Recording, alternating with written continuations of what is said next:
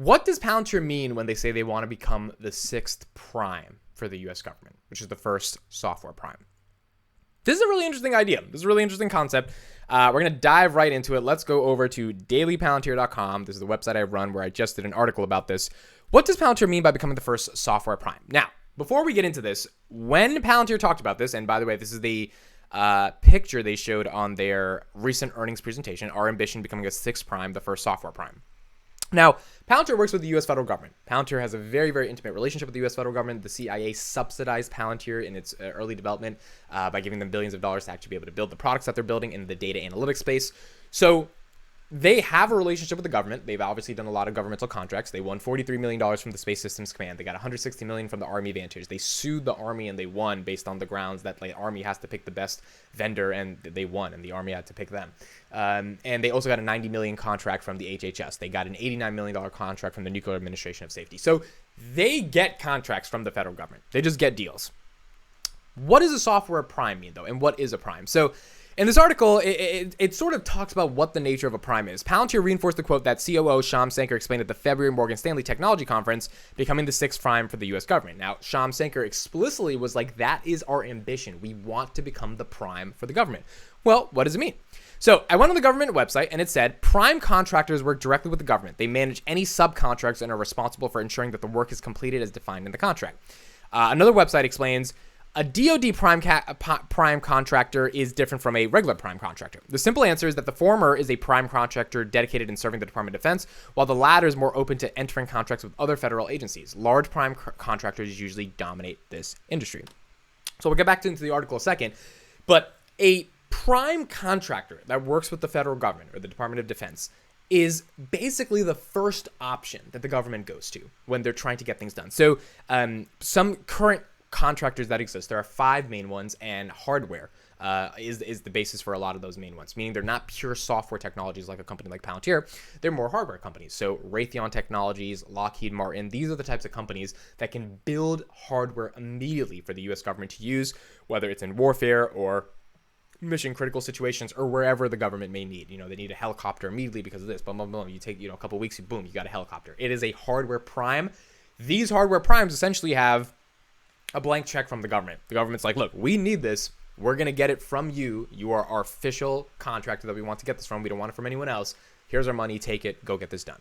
Now, this is a really interesting situation for a company, because that means that the company has almost unlimited upside, because the government is always going to need to have new contracts, have new things, have new platforms, have new hardware. Like, the government's always going to need this stuff, right? The government needs a lot of resources. That's why working for the government is a very lucrative business. There's a lot of sticky revenue that you get because they're not like commercial clients that could churn after a couple months. They're going to continue using your service. So as a result of that, if you become a prime for the government, a prime contractor, that means you're not a subcontractor. A subcontractor is where the prime contract, let's say they get $1 million and they give 200,000 to like 2 prime contractors as subcontractors, and they split the difference. So they make 600, they paid 400 to 2 subcontractors. That's great for the subcontractors because they got that $200,000, but they don't have a direct relationship with the client. They don't have a direct relationship with the government. They have a direct relationship with the prime that has a direct relationship with the government. So becoming a prime is incredibly important. I mean, it is incredibly valuable if you are a prime candidate for the government. Well, Palantir is trying to become a software prime. So the government procures their software from a variety of vendors. Palantir has been one of the main ones over the past 2 decades. Now, we know that the government doesn't want to be overly reliant on one client or one company, because at that point you kind of get beholden to that company, especially if it's in the software space. But Palantir is one of those companies that I think the government wouldn't mind at least having a lot of contracts with, because they already have a lot of contracts with, as we talked about, 90 million HSS, 89 million, 160 million, 43 million. But it's more so a question of getting the job done. The reason Palantir was subsidized by the CIA's venture capital arm was because, and Alex Karp, the CEO of Palantir, was actually talking about it in an interview the other day, was because the government was like, we have the money to build this. We just don't know how. We have billions of dollars to build data analytics tools and processing software and tracking software. We just don't know how to do it. And so they gave Palantir the money and they gave Palantir the ability to do it. This was incredibly important for Palantir in terms of building the relationship with the government. And now the question is, in terms of becoming the software prime, can they become the 6th prime contractor that the government is working with, the first one in software, and get even more lucrative contracts? What does this mean? There's 3 sort of core possibilities I think that's going to happen as a result of them becoming a software prime. Number one, they will have endless opportunities to work with various government agencies. That means the DoD, HHS, Space Systems Command, there's, the Space Force, there's like a bunch of different governmental agencies that exist within the U.S. federal government and the Department of Defense, in which Palantir services would be requested and would be able to be used. And Palantir would be the prime contractor, which means immediately if the Department of Justice needs XYZ, Palantir is, boom, available, ready to make it, and that software can be delivered immediately, and that pricing from that contract can start to get factored in to Palantir's revenue, which is great for shareholders. Number two, they will set the precedent for European nations to want to work with them. Palantir is currently trying to get into the UK. Palantir is currently trying to get heavy into Germany and France. I did another article just yesterday that talked about how Palantir is moving their security operations to the UK amid cyber attack fears. So because they know there's some cyber attack fears in the US from fears of the Kremlin, they are going to the United Kingdom. Palantir is taking its security operations away from the United States to the United Kingdom amid concerns about the Kremlin launching an attack on cables laid underneath the Atlantic. Now, they work with the NHS, which is the National Health Service in the UK, and they are beginning to work with some of the other organizations like the Ministry of Defense in the UK. They also have done the entire Ukrainian refugee crisis in the UK in terms from a data perspective. They built out the entire software for the United Kingdom.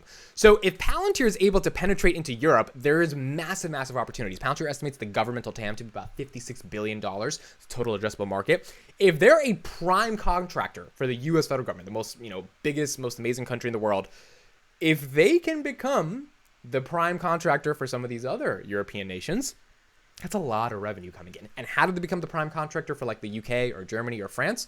Well, it helps if you set the precedent by being the prime contractor for, one of the biggest democracies in the world, which is the United States. I mean, if I'm the United Kingdom and I'm looking to contract some data analytics software and I have my companies to choose from, and I look at Palantir and they're the prime contractor for the United States and they're, providing the most pivotal data and they've helped out with the NHS, I'm going to go pick Palantir. In fact, Palantir is in the running to land a $330 million contract coming to completely overhaul the entire NHS's AI and data platform. So at that point, I think it sets a massive precedent for European nations to want to work with them because of their ability to actually work with companies and become the prime software contractors for them. Now, the third one is they will get larger deals and be able to build more unique governmental products. The ability to become a governmental the ability to create a governmental product is incredibly difficult, and it requires a lot of innovation, and it requires a lot of adaptation to the specific government or agency you're working with. That requires a constant need to change and make better products. Palantir has Gotham, that is their suite of governmental products that allows mission-critical work to happen. If they're able to create more products on top of Gotham, which they're going to have to do to survive, right? Because there's a lot of other competition in the place that want to serve the government that make really targeted products. If Palantir gets the money from the government to keep making these products, they have incentives to continuously shipping updates to these products, and they have the actual financial capital to pay people to make even more products on top of this stuff. If we could optimize the government in a fundamentally stronger way. I mean, imagine if Palantir was to create software that could overhaul some of the inefficiencies that exist in the shipping system, right? In the United Postal Service in the United States, where packages get lost and this and that. And like, there's all these different issues that FedEx is trying to work with. But what if Palantir could just fix it internally with the government because they're able to create some software that is able to optimize this stuff? And these things could save hundreds of billions of dollars. These are the ideas that could happen if Palantir becomes a prime contractor, the first software prime contractor for the government.